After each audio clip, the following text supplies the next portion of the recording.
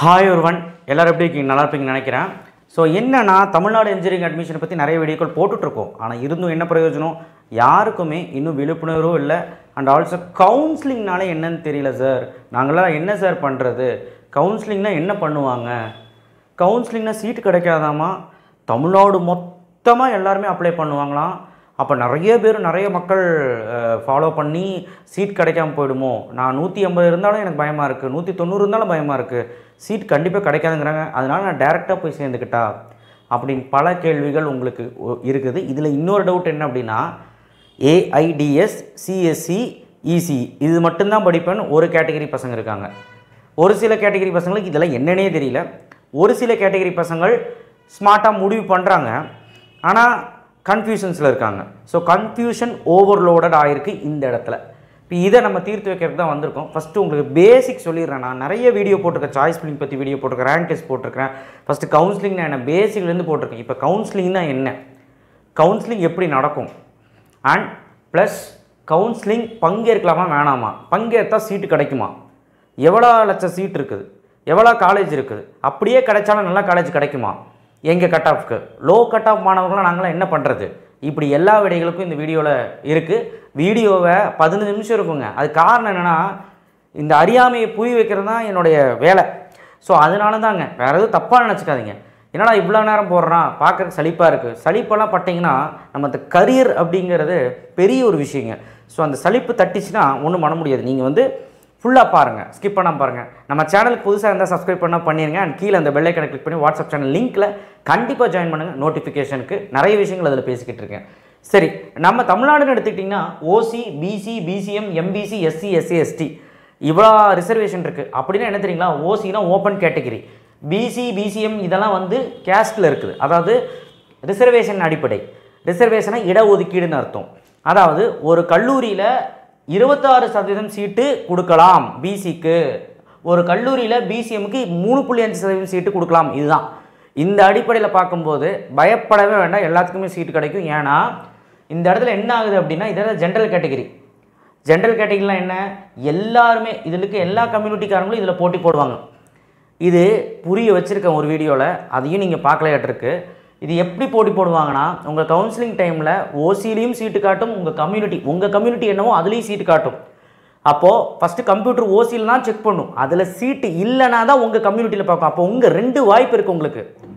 இதெல்லாம் advantage of counselling. அது நிறைய பேருக்கு தெரிய மாட்டேங்குது. அப்போ ரிசர்வேஷன் அடிப்படையில் இருக்கிறவங்க அதிகமாக இருப்பாங்க, ஓசியில் கம்மியாக தான் இருப்பாங்க. பட் ஓசிக்காரங்களுக்கு நல்ல கட் ஆஃப் இருந்தால் ஓகே, ரொம்ப கம்மியாக இருந்தீங்கன்னா better go for management. But ஆனால் நல்ல ஒரு கோர்ஸ் வேணும்னா நீங்கள் மேனேஜ்மெண்ட் தான் ஒரு நீங்கள் எதிர்பார்க்குற கோர்ஸ் தான் மேனேஜ்மெண்ட் தான். சரிங்களா?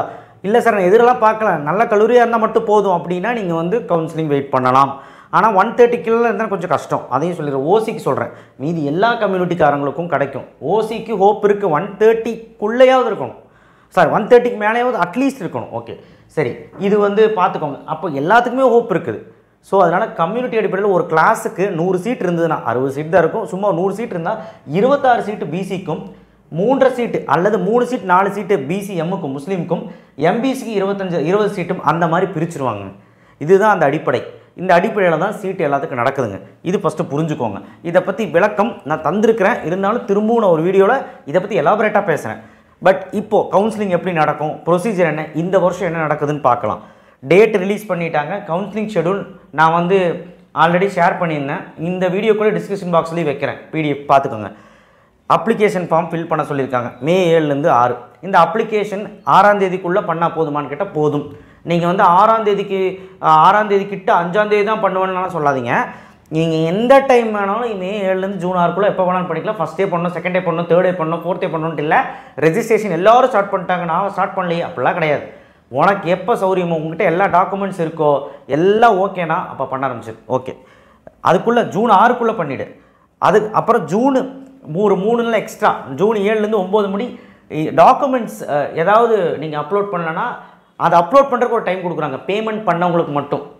யாராவது டாக்குமெண்ட் அப்லோட் பண்ண மாட்டிங்கன்னா அதை அப்லோட் பண்ணுறதுக்கு டைம் கொடுக்குறாங்க. பேமெண்ட் பண்ணவங்க ஃப்ரீஸ் பண்ணாமல் இருந்தால், ஃப்ரீஸ்னு ஒரு ஆப்ஷன் இருக்குது, ஃப்ரீஸ் பண்ணாமல் இருந்தால் ஓகே. அது அப்ளிகேஷன் போட்டவங்களுக்கு புரியும், போட போகிறவங்க இனிமேல் புரிஞ்சுக்குவீங்க. ரேண்டம் நம்பர் அடுத்தது. இது டை பிரேக்கர். அப்படின்னா என்னென்னா, ஒரே மார்க் இருப்பாங்க, எல்லாத்துக்கும் ரேங்க் போடணும். அப்போ ரேங்க் போடும்போது நம்ம 1 2 3 4 தான் ரேங்க் போடுவோம். இந்த இப்போ யாரெல்லாம் அப்ளிகேஷன் போடுங்க அவங்களுக்கு ரேங்க் போடணும்ல. அப்போ கட் ஆஃப் அடிப்படையில் தான் ரேங்க் போடுவாங்க இல்லையா? அப்போ ஒரே மார்க் இருந்தால் 181 181 191 500 பேர் இருந்தால் எப்படி போடுறது? அதுக்கு தான் இந்த random number. Physics mark max mark பார்ப்பாங்க, ஒரே மார்க் இருக்கும். ஃபிசிக்ஸ் மார்க் பார்ப்பாங்க, ஒரே மார்க் இருக்கும். கம்ப்யூட்டர் மார்க் பார்ப்பாங்க, ஒரே மார்க் இருக்கும். எல்லாமே ஒரே மார்க் வந்து சீனியாரிட்டி யாருன்னு பார்ப்பாங்க, அவங்களுக்கு கொடுத்துருவாங்க. சீனியாரிட்டி டேட் ஆஃப் பர்த் ஒரே மாதிரி இருந்தால் ரேண்டம் நம்பர் ரோல் பே பண்ணும். ரேண்டம் நம்பர் சும்மா ஒரு நம்பர், யாருக்கு அது கம்மியாக இருக்கோ அவங்களுக்கு அது முன்னாடி வந்துடுவாங்க. அப்போ ரேங்க் வந்து பிரியும், முன்னாடி பின்னாடிங்கிற ரேங்க் 1 2 3 4ன்னு பிரித்து போட்டுருவாங்க. இதுக்கு தான் சர்டிஃபிகேட் வெரிஃபிகேஷன் எல்லாமே ஆன்லைன் தான். எல்லாமே இந்த கவுன்சிலிங் ஃபுல்லாக ஆன்லைன் தான். டிஎஃப்சியில் தான் சர்டிஃபிகேட் வெரிஃபிகேஷன் நடக்கும், பார்த்துக்கோங்க. அப்போ சர்டிஃபிகேட் வெரிஃபிகேஷன் நாங்கள் நேராக போகணுமான்னு கேட்டால் தேவை கிடையாது. நீங்கள் அப்லோட் பண்ண டாக்குமெண்ட்ஸ் எல்லாம் வெரிஃபை பண்ணி உங்களுக்கு ஸ்டேட்டஸ் வந்து ஐடி பாஸ்வேர்டுன்னு ஒன்று க்ரியேட் பண்ணுவீங்க அப்ளிகேஷன் போடும்போது. அந்த ஐடி பாஸ்வேர்டு ஞாபகம் வச்சுக்கோங்க, எழுதி வச்சுக்கோங்க. அதில் வந்து போய் நம்ம செக் பண்ணணும். 2 நாளைக்கு ஒரு டைம் செக் பண்ணுங்கள். இது ஒரு 15 நாள் சர்டிஃபிகேட் வெரிஃபிகேஷன் நடக்கும். அந்த 15 நாளுக்குள்ளே நீங்கள் எலிஜிபிளா, அதாவது நீங்கள் அடுத்த ஸ்டேஜுக்கு போவீங்களா அப்படிங்கிறது தெரிஞ்சிடும். அப்படி போகலினாலும் நம்ம டிஎஃப்சியில் போய் கேட்டுக்கலாம், எந்த பிரச்சனையும் இல்லை. சர்டிஃபிகேட் கரெக்டாக அப்லோட் பண்ணுங்கள். என்னென்ன certificate? 10th 12th community certificate, TC optional, இதெல்லாம். இன்கம் சர்டிஃபிகேட் யாருக்குன்னா SC SC STக்கு. ஃபஸ்ட் கிராஜுவேஷன் இருந்தால் first graduation, post matric scholarship இருந்ததுன்னா இன்கம் சர்டிஃபிகேட் தேவை. அதாவது நல்லா கேட்டுக்கோ, ஸ்போர்ட்ஸ் கோட்டாவாக இருந்தால் அதுக்கான சான்றிதழ்கள், எக்ஸ் சர்வீஸ்மேன் இருந்தால் அதுக்கான ஐடி, அதுக்கப்புறம் டிஃபரன்ஷியபிள்னா அதுக்கான சான்றிதழ்கள், இந்த மாதிரி இருக்குங்க, பார்த்துக்கோங்க. ஜென்ரலாக இந்த 4 சர்டிஃபிகேட் முக்கியம். அண்ட் வருமான சான்றிதழ் ஸ்காலர்ஷிப் வேணுங்கிறவங்களுக்கு SC SC STக்கு மட்டும்தான், சரிங்களா? வேறு எந்த பிரச்சனையும் இல்லை. அண்ட் முக்கியமாக 10th 12th மார்க் ஷீட் வேணும். கம்யூனிட்டி சர்டிஃபிகேட் டிஜிட்டல் ஃபார்மேட்டில் இருக்கணும். உங்கள் சைனு உங்கள் ஃபோட்டோ கரெக்டாக அப்லோட் ஆகிருக்கணும், அவ்வளோதாங்க. இதெல்லாம் என்ன கேபி என்னங்கிறதெல்லாம் வீடியோ பாருங்கள், நான் சொல்லியிருக்கேன். ரேங்க் லிஸ்ட்டு ஜூன் 27 ரிலீஸ் ஆகுதுங்க. ஸோ ஜூன் 27 ரேங்க் ரிலீஸ் ஆகுதுன்னா நமக்கு வந்து ஃபஸ்ட் ரேங்க்லேருந்து எவ்வளோ பேர் வந்து அப்ளிகேஷன் போட்டிருக்காங்களோ அவ்வளோ பேருக்கும் ரேங்க் லிஸ்ட் ரிலீஸ் ஆகுமான்னு கேட்டிங்கன்னா கிடையாது.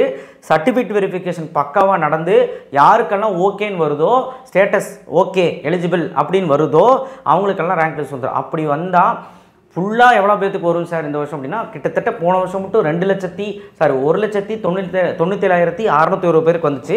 இந்த வருஷம் நம்ம எதிர்பார்க்குறது ஒரு 2 லட்சத்துலேருந்து 2,10,000 வரைக்கும் வரும். ஸோ பார்த்து பயப்படணும். 2 லட்சம் பேரை பார்த்து பயப்படணும். அதில் நீங்கள் என்ன ரேங்க்குன்னு வரும்? ஜென்ரல் ரேங்க் வரும், உங்கள் கம்யூனிட்டியில் ஒரு ரேங்க் வரும். உங்கள் கம்யூனிட்டி பிசிக்காரங்களில் உங்கள் கம்யூனிட்டியில் நீங்கள் எவ்வளோ ரேங்க்குன்னு வரும். ஜென்ரலாக பொதுவாக இந்த 2 லட்சம் பேர்த்துக்குள்ளே நீங்கள் இந்த இதுக்குள்ளே நீங்கள் எவ்வளோ ரேங்க்குன்னு ஃபுல்லாக வரும், சரிங்களா? பொதுவாக வரும், சரியா? உதாரணத்துக்கு நான் சொல்லிட்டேன், எம்பிசி காரனாக இருந்தால் அவனுக்கு 80,000 ஒரு 160 கட் ஆஃப் இருக்குன்னா ஒரு 70,000 ரேங்க்னா அவன் எம்பிசியில் கம்யூனிட்டி ரேங்க் ஒரு 40,000 இருப்பான். அந்த மாதிரி 30,000 40,000 இருப்பான். அந்த மாதிரி வந்துடும். இதை வச்சு என்ன பண்ணலாம்னா, இதை வச்சு தான் நம்ம சாய்ஸ் ஃபில்லிங்கே முடிவு பண்ண முடியும். ஏன்னா நீங்கள் உங்களுக்கு பயப்படணும்னு அவசியம் இல்லை. எல்லா ஸ்டேஜ்லேயுமே உங்களுக்கு பெனிஃபிட் இருக்குது கவுன்சிலிங்கில். ஸோ அதனால் சீட்டு எல்லாத்துக்குமே உறுதி. இங்கே என்ன மேட்டர்னா, போன வருஷம் கட் ஆஃப் பார்த்து பயந்துடுறாங்க.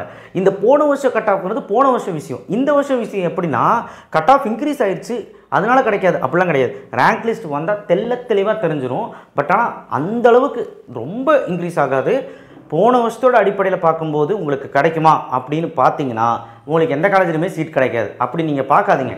நீங்கள் ஃபஸ்ட் ஆஃப் ஆல் ஒரு விஷயத்தை புரிஞ்சுக்கோங்க. கண்டிப்பாக உங்களுக்கு சீட்டு உறுதி அப்படின்னு நினச்சி கவுன்சிலிங் போடுங்க. ஏன்னா சத்தியமாக சொல்கிறேன், சாய்ஸ் ஃபில்லிங்கை ஸ்மார்ட்டாக எமௌண்ட் பண்ணுறவனோ அவங்களுக்கு கண்டிப்பாக உறுதி. ஓகே, சரி. கிரிவன்ஸ் ஸோ போன வருஷம் கரெக்டாக பார்க்க வேணாம், பாருங்கள். ஒரு ஆப்ஷன் ஒரு தெரிஞ்சுக்கிறதுக்காக பார்க்குறோம், அவ்வளோதான். மற்றபடி பார்க்காமலாம் கிடையாது. ஓகேவா? கிரிவரன்ஸ்னால் ரேங்க் லிஸ்ட் யாருக்கெல்லாம் வரலையோ, ஏதாவது பிரச்சனை இருக்கும், ரேங்க் லிஸ்ட் யாருக்கா வரல, ரீவேல்யூஷன் போட்டு வந்திருக்காது, மார்க் மாறி இருக்காது, அவங்களுக்கெல்லாம் ரேங்க் லிஸ்ட் வரலன்னா கிரிவரன்ஸ் ரீஅட்ரஸல் குறை எதுவும் இருந்தால் போய் மாற்றிக்கலாம். அந்த மாதிரி ஏதாவது ரேங்க் லிஸ்ட் வரலாம் வர வச்சுக்கலாம். ஏதாவது சர்டிஃபிகேட் ஏதாவது அப்லோட் பண்ணலாம், ரேங்க் லிஸ்ட் வராது. ஸோ எல்லாத்துக்கும் நீங்கள் குறை எதுவும் இருந்தால் நீங்கள் ஒரு 4 நாள் டைம் தருவாங்க, போய் மாற்றிக்கலாம். ஜூலை லாஸ்ட் வீக் கவுன்சிலிங் எதிர்பார்க்கப்படுகிறது. இன்னும் டேட் அறிவிக்கல. இதுக்கு மட்டும் ஜூலை லாஸ்ட் வீக் வந்து ஸ்பெஷல் ரிசர்வேஷன் கவுன்சிலிங் ஸ்டார்ட் பண்ணுவாங்க, சரிங்களா? அந்த ஸ்பெஷல் ரிசர்வேஷனில் sports quota, ex servicemen, differently abled இதுலேயும் 7.5 காரங்க இருப்பாங்க. அவங்களுக்கு தனியாக நடக்கும், இவங்களுக்கு தனியாக நடக்கும். இவங்களுக்கு ஒரு 2 நாள், இவங்களுக்கு ஒரு 2 நாள் நடக்கும். ஸோ இதில் யார் சீட் எடுக்கிறாங்க பார்க்கணும். அப்போது அடுத்தது ஜென்ரல் கவுன்சிலிங் நடக்கும். இந்த கவுன்சிலிங் எப்போ நடக்கும்? ரவுண்ட் 1, ரவுண்ட் 2, ரவுண்ட் 3 நடக்கும். இந்த ரவுண்ட் 1, ரவுண்ட் 2, ரவுண்ட் 3 எப்போ நடக்கும்னா ஆகஸ்ட் ஃபஸ்ட் வீக். இப்போ தெளிவாக புரிஞ்சிருக்குமா? அப்போ உங்கள் காலேஜ் ஓப்பன் ஆகிறக்கே செப்டம்பர் செகண்ட் வீக் ஆயிரும். ஏன்னா 3 ரவுண்டு கவுன்சிலிங் முடியறதுக்கு 1 மாதம் ஆயிரும், சரிங்களா? ஒரு மாதம் 10 நாள் ஆகும். சரிங்களா. இதில் 7.5க்கும் நடக்கும், ஜென்ரலுக்கும் நடக்கும், ஒகேஷனலுக்கும். ஒகேஷனுக்கு தனியாக அதாவது ஒட்டுக்காக நடக்கும், தனியாக ஒரு ரேங்க் வரும், இதுக்கு ஒரு ரேங்க் வரும், 7.5க்கு ஒரு ரேங்க் வரும், ஜென்ரலாக எல்லாத்துக்கும் ஒரு ரேங்க் வரும். ஸோ அதுதான் ரேங்க் லிஸ்ட்டுங்கிறது பல விதம் இருக்குது, அதுக்கு நான் வீடியோ போட்டிருக்கேன். ஸோ இப்போ வந்து பார்த்திங்கன்னா நல்லா கேட்டுக்கோங்க, இதில் பல குழப்பம் இருக்கும், அதெல்லாம் அப்பப்போ வந்து தீர்த்து வைப்பேன். அதனால தான் வீடியோவை நம்ம சப்ஸ்கிரைப் பண்ணி வச்சுக்கோங்க, நம்ம தெள்ள தெளிவாக இதை பற்றி பேசுவோம். இப்போ ஒரு ரவுண்டு கவுன்சிலிங் எப்படி நடக்கும் நான் வீடியோ போட்டுக்க, இருந்தாலும் ஒரு வாட்டி சொல்லிடுறேன். Day 1, 2, 3 அதாவது ஒரு round counselling, round 1, round 2, round 3 இல்லை, ஒரு ரவுண்டு. ஃபஸ்ட் ரவுண்டுனா ஒரு 180க்கு மேலே இருக்கிறவங்க, செகண்ட் ரவுண்ட்னா 180லேருந்து 142க்குள்ளே இருக்கிறவங்க. இது வந்து தோராயமாக சொல்கிறேன், இந்த வருஷம் எப்படி வரும்னு தெரியாது. மூணாவது ரவுண்டுனா 142லேருந்து 77.5 இருக்கிறவங்க. இதுதான் இப்படி தான் பிரிப்பாங்க. ஸோ இதில் Day 1, 2, 3 ஒரு ரவுண்டு எப்படி நடக்கும்னு பார்க்கலாம்.